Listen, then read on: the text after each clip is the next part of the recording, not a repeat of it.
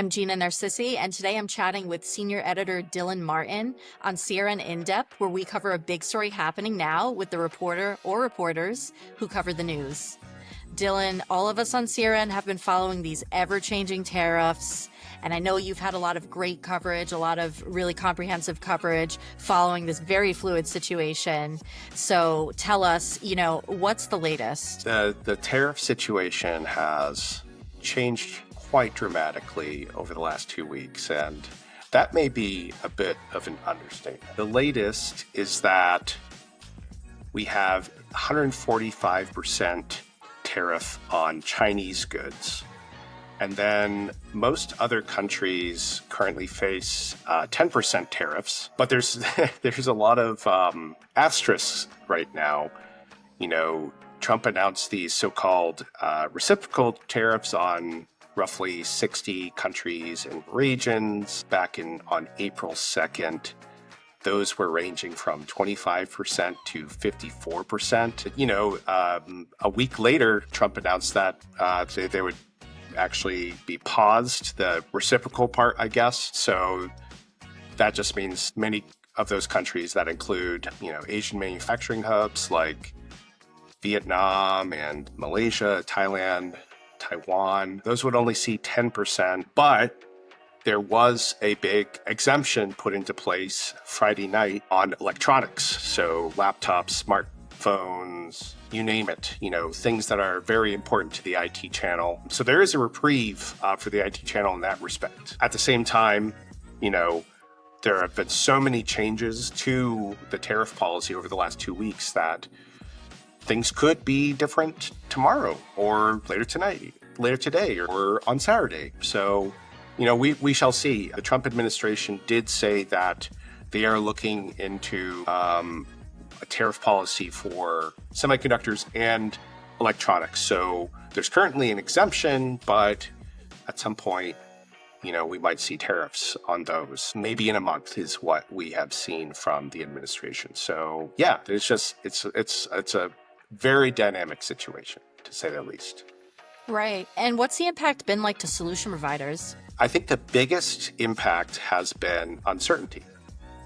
When you can't really determine what the cost of goods are, and you're trying to make purchases, the solution provider making purchases from the vendor, and then the solution provider's customers making purchases, it's kind of hard to tell, what is the cost going to be for the solution provider? What's the cost going to be for the customer?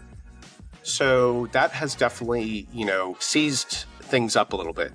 It hasn't completely paused everything. Thankfully, the exemption on electronics now does give some short-term certainty, I would say. But, some solution providers have seen customers kind of ordering what they need now.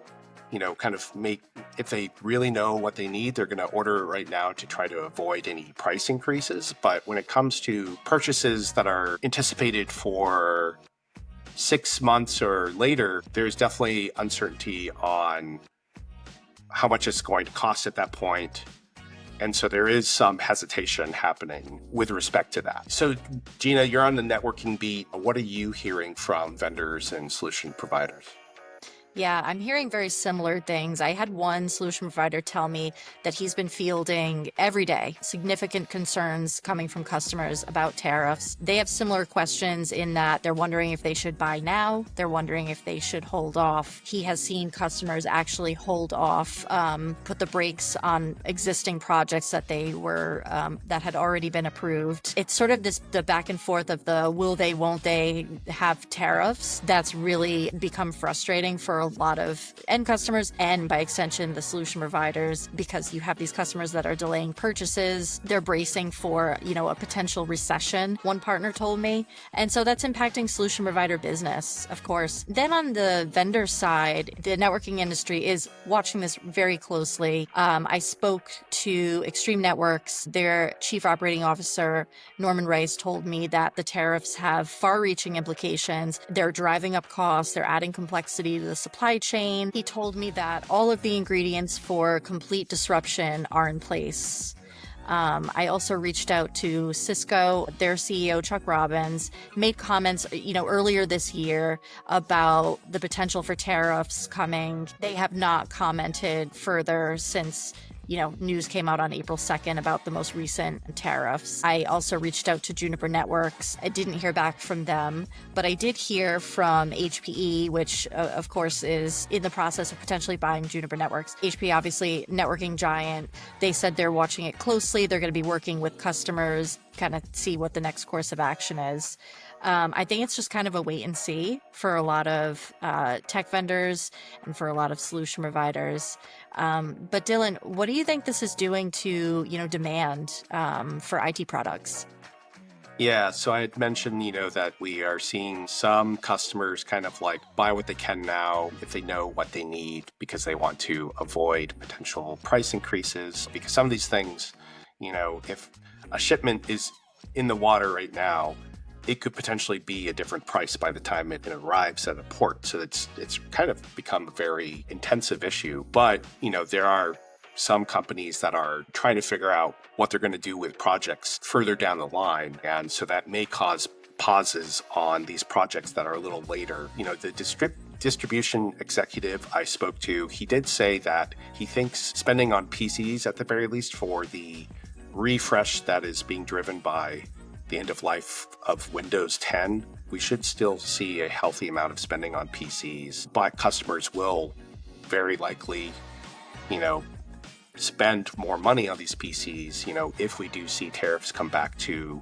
laptops and other kinds of computers in the near future. But, I think we're still dealing with a lot of unknowns. To sum up what a CTO at a solution provider told me, he said, quote, "I think both on the customer side and the supplier side, everyone is on edge and prepared for any scenario to happen at any time." Certainly a fluid situation and a lot for solution providers to digest, and business ultimately hangs in the balance. I know we'll continue to cover this on CRN, so stay tuned. And Dylan, thanks so much for joining me. Thanks for having me.